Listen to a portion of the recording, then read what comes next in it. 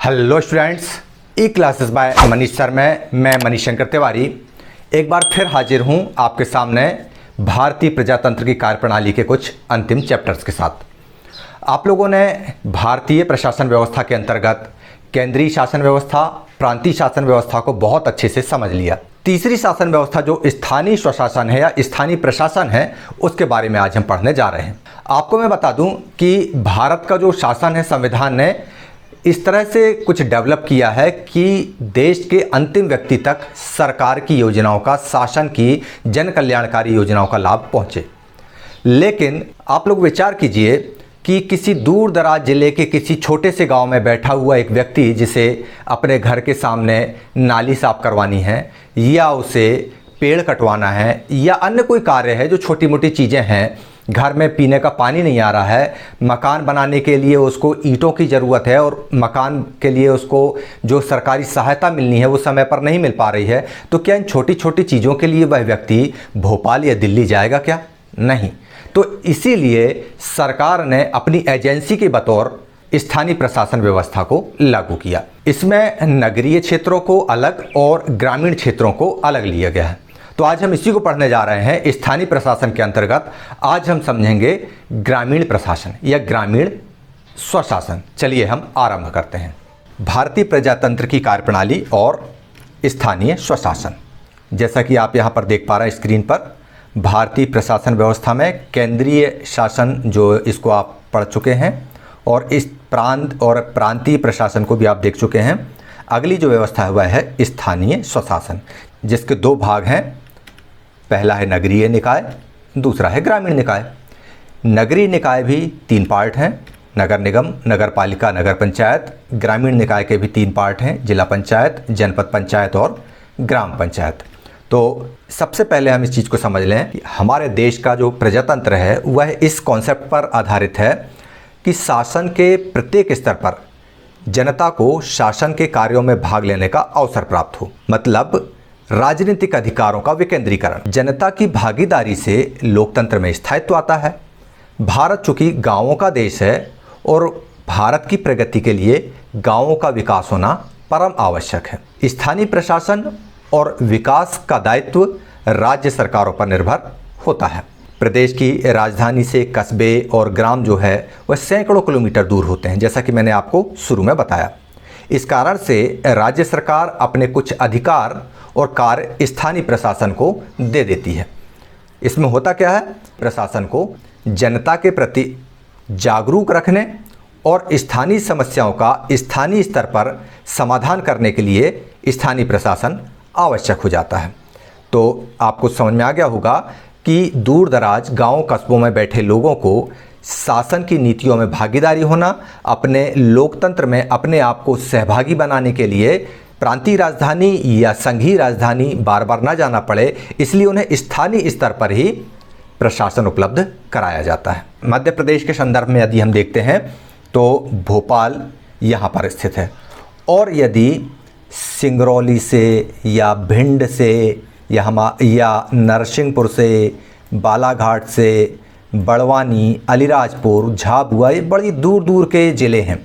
इन ज़िलों से भोपाल राजधानी तक पहुंचना बहुत ही ज़्यादा खर्चीला और समय ज़्यादा लगने वाला कार्य होता है। इसलिए ऐसी स्थिति में हम क्या करते हैं कि स्थानीय स्तर पर ही अपने कार्यों का विकेंद्रीकरण राज्य सरकार कर देती है।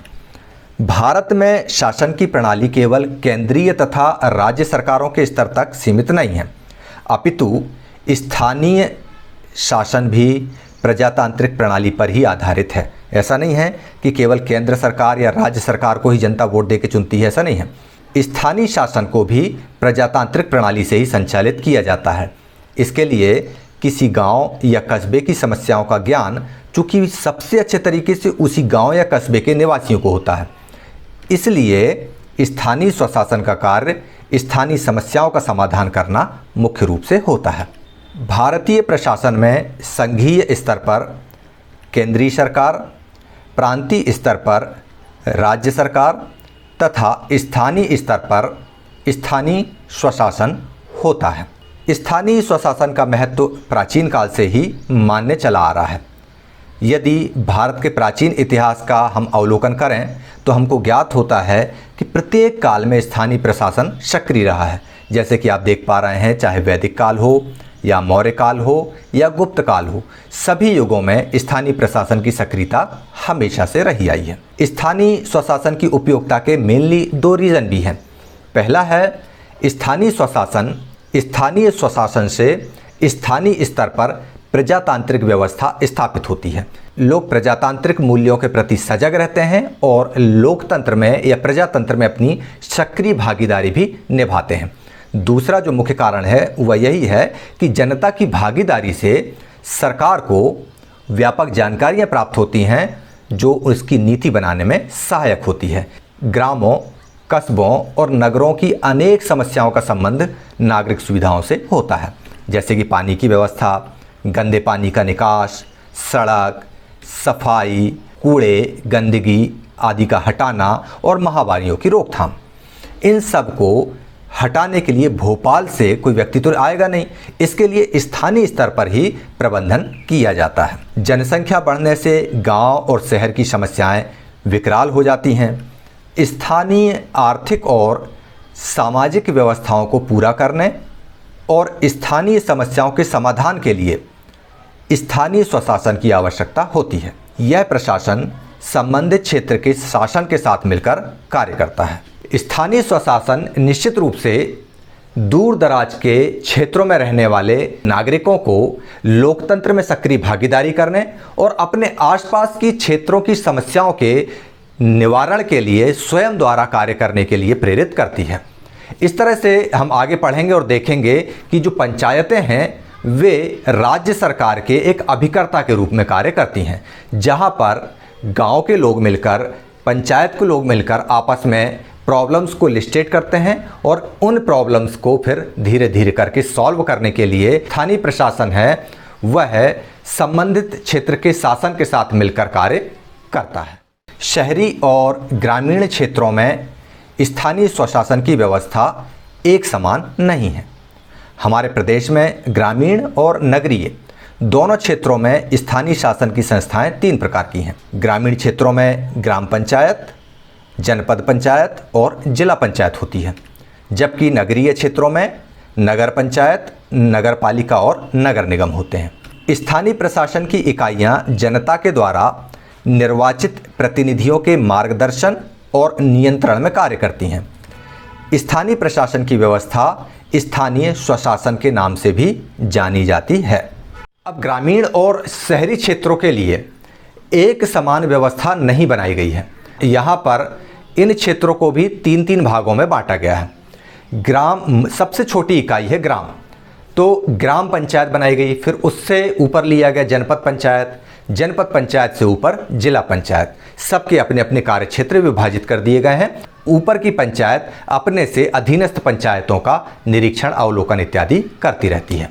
इसी तरह से नगरीय निकाय हैं। नगरीय निकाय भी 3 तरह के हैं। पहला नगर पंचायत, फिर नगर पालिका और तीसरा नगर निगम। तीनों की जो संस्थापनाएं हैं वह उस क्षेत्र की जनसंख्या के आधार पर निर्धारित किया गया है। जितनी बड़ी जनसंख्या होगी, नगरीय स्वशासन की व्यवस्था उस आधार पर परिवर्तित हो जाती है। चलिए हम आगे देखते हैं। ग्रामीण भारत के लिए पंचायती राज्य व्यवस्था को आज हम पढ़ रहे हैं। प्रदेश के ग्रामों में साफ सफाई, स्वास्थ्य सेवाएं, रोशनी, पीने का पानी आदि सुविधाओं के लिए ग्राम पंचायतें बनाई गई हैं। यदि गांव छोटे हैं तो वहां 2 या 2 से अधिक गांवों को मिलाकर एक ग्राम पंचायत तैयार कर दी जाती है। ग्राम पंचायतों के माध्यम से ग्रामीण क्षेत्रों के निवासी अपने गांव का प्रबंधन स्वयं करते हैं। गांव के लिए यह व्यवस्था ही पंचायत राज व्यवस्था के नाम से विख्यात है। तो आपको ये चीज़ समझ में आ गई होगी कि पंचायत राज व्यवस्था किसे कहते हैं। मतलब 2 या 2 से अधिक गांवों को मिलाकर एक पंचायत तैयार हो जाती है। उन पंचायतों के जो नागरिक होते हैं वे अपने क्षेत्र के विकास के लिए, उसके प्रबंधन के लिए स्वयं कार्य करते हैं। महात्मा गांधी भी पंचायती राज व्यवस्था के बहुत बड़े पक्षधर थे। वे मानते थे कि जब तक भारत के ग्रामों में जीवन का आधार लोकतांत्रिक नहीं होगा तब तक देश में वास्तविक लोकतंत्र की स्थापना नहीं होगी। देश के विभिन्न राज्यों में स्थानीय शासन की स्थापना और राज्यों के विधानमंडलों द्वारा निर्मित कानूनों के अनुसार की गई है। मतलब स्थानीय शासन जो है अलग अलग राज्यों के विधानमंडलों के जो कानून हैं उनके हिसाब से अलग अलग तरीके से की गई है। इसी कारण से सभी राज्यों में स्थानीय शासन समान ना होकर अलग अलग तरह के होते हैं। हम मध्य प्रदेश के पंचायती राज व्यवस्था के बारे में आज यहाँ पर पढ़ रहे हैं, तो उसका ढांचा निम्न प्रकार से है। नंबर 1, ग्रामों के लिए ग्राम सभा और ग्राम पंचायत। जो छोटे छोटे गांव है ना, उनके लिए ग्राम पंचायत होती है और उनकी ग्राम सभा होती है जो अपने गांव का प्रबंधन करती है। दूसरे स्टेज पे हम जाते हैं तो प्रत्येक विकासखंड के लिए एक जनपद पंचायत होती है। तो बहुत सारे गांवों से मिलकर क्या, ग्राम पंचायतों से मिलकर एक जनपद पंचायत बनती है। वह जनपद पंचायत हर एक विकासखंड के लिए बनाई गई है। और फिर इसी तरह से बहुत सारी जनपद पंचायतों से मिलकर एक जिला पंचायत का क्षेत्र बनता है और उस जिला पंचायत में तीसरा स्टेज होता है जो हर जिले के लिए एक बनाया गया है। इस प्रकार पंचायतों के 3 स्तर होते हैं।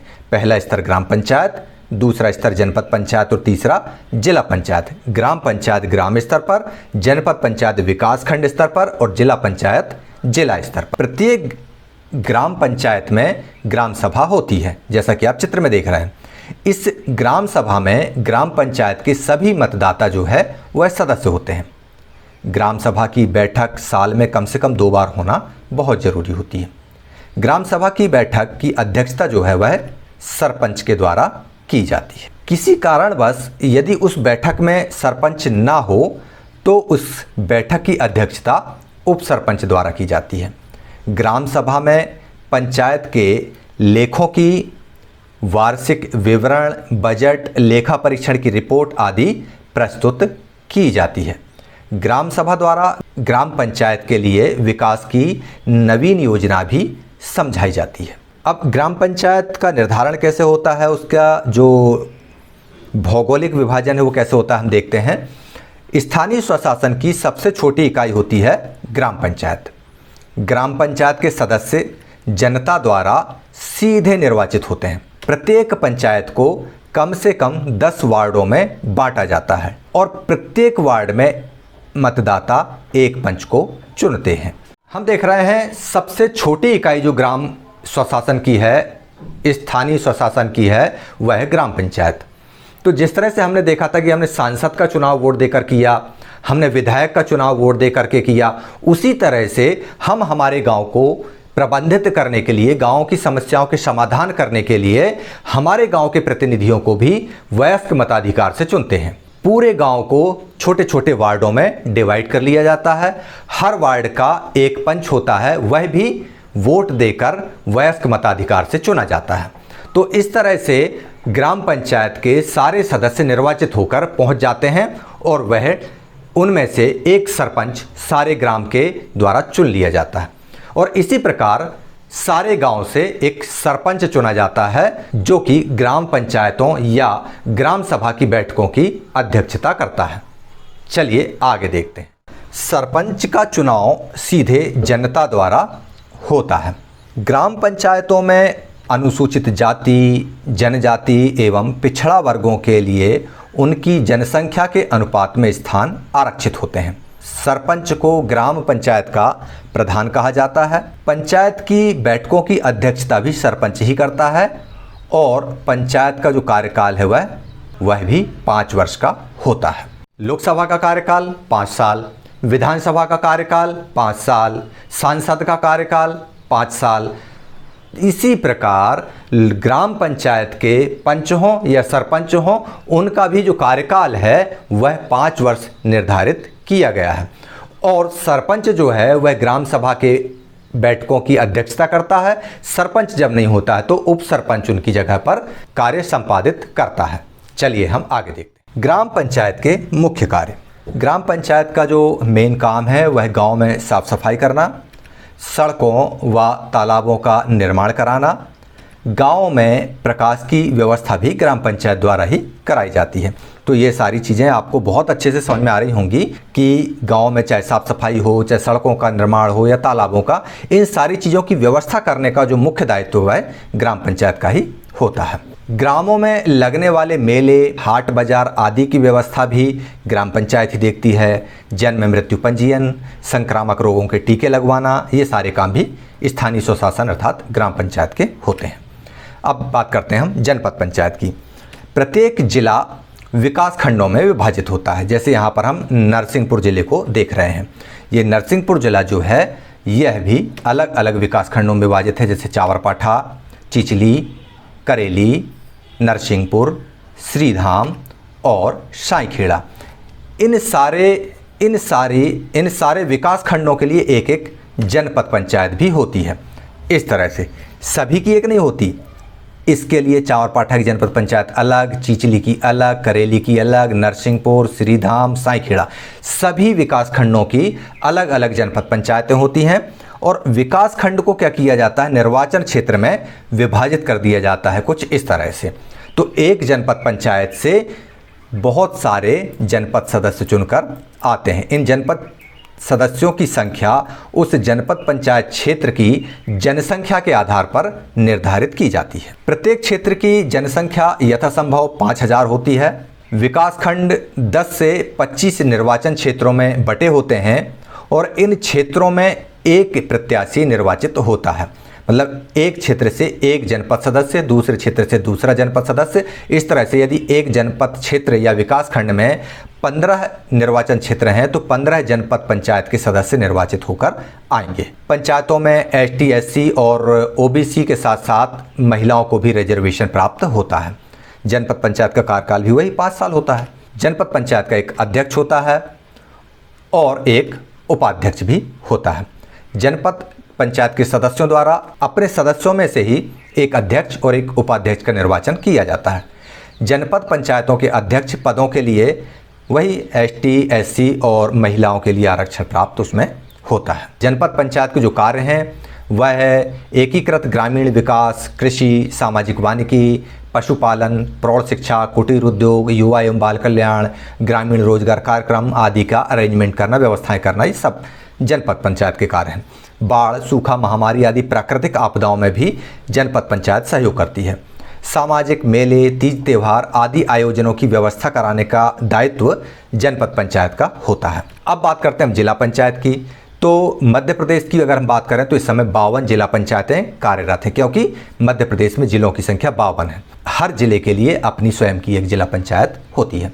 यह जिला स्तर का एक ऐसा स्थानीय निकाय है जो संपूर्ण जिले की विकास योजनाओं और कार्यक्रमों का निष्पादन करता है और उसमें पर्यवेक्षक की भूमिका का निर्वाह भी करता है कि उसके अधीनस्थ जनपद पंचायतें या जनपद पंचायतें या ग्राम पंचायतें किस तरह का कार्य कर रही हैं, उसका सुपरविजन भी करता है और राज्य शासन द्वारा भेजी गई सहायताओं को भी देखता है कि ये संबंधित व्यक्ति तक या जरूरतमंदों तक पहुंच रही है या नहीं। राज्य सरकार द्वारा यथासंभव 50,000 की जनसंख्या के आधार पर एक निर्वाचन क्षेत्र बनाया जाता है। प्रत्येक निर्वाचन क्षेत्रों में एक सदस्य निर्वाचित होता है और इन सदस्यों की संख्या 10 से लेकर 35 के बीच में हो सकती है। जिला पंचायत में भी अनुसूचित जाति जनजाति के लिए स्थान निर्धारित होते हैं और जिले की जनसंख्या के अनुपात से उनका आरक्षण तय होता है। जिला पंचायत में OBC और महिलाओं को भी रिजर्वेशन प्राप्त है। फिर वही जिला पंचायत का कार्यकाल 5 वर्ष है। प्रत्येक जिला पंचायत का गठन, ये बहुत इंपॉर्टेंट है, इसको आप लोग याद कर लीजिएगा कि ऐसा नहीं कि हमने जिला पंचायत के लिए जिला पंचायत सदस्यों को चुनकर जो भेज दिया वही सब कुछ है। जिला पंचायत का जो गठन होता है वो इन लोगों से मिलकर बना होता है। उसमें पहले नंबर पे जिला पंचायत के निर्वाचन क्षेत्रों से निर्वाचित सदस्य होते हैं जिन्हें हम जिला पंचायत सदस्य कहते हैं। ये अलग अलग क्षेत्रों से जाते हैं और जिला पंचायत के सदस्य कहलाते हैं। यह जिला पंचायत का एक भाग है, एक पार्ट है। दूसरे स्टेज पे जिला सहकारी बैंक जो है उनके अध्यक्ष, जिला सहकारी और विकास बैंक के जो अध्यक्ष होते हैं वह भी जिला पंचायत के सदस्य होते हैं। तीसरा, संबंधित जिले का प्रतिनिधित्व करने वाले लोकसभा सदस्य भी उस जिला पंचायत का एक भाग होते हैं। प्रदेश से निर्वाचित राज्यसभा सदस्य यदि उनका नाम उस जिले की ग्राम पंचायत की किसी भी मतदाता सूची में है तो वह भी जिला पंचायत का सदस्य होता है। उस जिले के निर्वाचित सारे विधानसभा सदस्य जिला पंचायत में दखल रखते हैं। इस तरह से आपने जिला पंचायत का गठन देखा। ये बहुत इंपॉर्टेंट है, परीक्षा में अक्सर पूछा जाता है, इसको आप ध्यान रखिएगा। जिला पंचायत के कार्यों की अगर हम बात करें तो जिले की जनपद पंचायतों तथा ग्राम पंचायतों पर नियंत्रण रखना, उनके बीच समन्वय और गाइडेंस का काम करना, जनपद पंचायत की योजनाओं को समन्वित करना, विशेष प्रयोजनों के लिए जनपद पंचायत द्वारा दी गई अनुदानों की मांग को राज्य सरकार तक भेजना। यदि जनपद पंचायत कोई डिमांड करती है तो वह जो डिमांड लेटर है उसको अनुशंसित करके राज्य सरकार तक भेज देती है जिला पंचायत। जिले की ऐसी योजनाओं को जो 2 से अधिक जनपद पंचायतों द्वारा निष्पादित की जाती हों उनको जिला पंचायत संपादित करती है। मान लो एक जनपद पंचायत की तो जनपद पंचायत खुद कर लेगी, लेकिन 2 या 2 से अधिक जनपद पंचायतों के बीच कोई ऐसी योजना है जो चल रही है तो उसमें जिला पंचायत दखल देती है। इसके अलावा विकास से संबंधित क्रियाकलापों, सामाजिक वानिकी, परिवार कल्याण, बाल कल्याण, खेलकूद से संबंधित सारे कार्यक्रमों के लिए राज्य सरकार को यह एडवाइस देती है, सलाह देती है। राज्य सरकार द्वारा निर्देशित कोई अन्य कार्य हैं वो भी जिला पंचायत द्वारा किए जाते हैं। तो हमारे देश के संविधान में 73वां संविधान संशोधन स्थानीय शासन के लिए क्रांतिकारी कदम है। अब दूर दराज के गांवों में रहने वाले उन सभी योजनाओं के निर्माण, निर्णय प्रक्रिया और कार्यान्वयन में भाग लेते हैं जो उनके जीवन को प्रभावित करता है। पंचायतें, जैसा कि मैंने पहले बताया कि राज्य द्वारा चलाई जा रही योजनाओं के क्रियान्वयन में एक एजेंट या अभिकर्ता की भूमिका निभाती हैं। आप लोगों ने ये सारा चैप्टर देख लिया, समझ लिया, और देख के कितना अच्छा लगा कि ग्राम पंचायतों में हर व्यक्ति को अपने गांव की योजनाएं बनाने का हक है, वह अपनी समस्याओं का समाधान कर सकता है। कोई दिक्कत हुई, लेटर लिखा जिला पंचायत को, जिला पंचायत ने राज्य सरकार को लिख दिया, राज्य सरकार ने अनुदान भेज दिया, काम हो गया। बहुत सरल प्रक्रिया है। ये सारी चीज़ें हम लोगों ने देख ली। इसके बावजूद भी क्या वास्तव में ज़मीनी स्तर पर यही है? शायद नहीं, क्योंकि जिस उद्देश्य को लेकर पंचायती राज व्यवस्था लागू किया गया था उस उद्देश्य से पंचायती राज व्यवस्था अभी भी दूर है।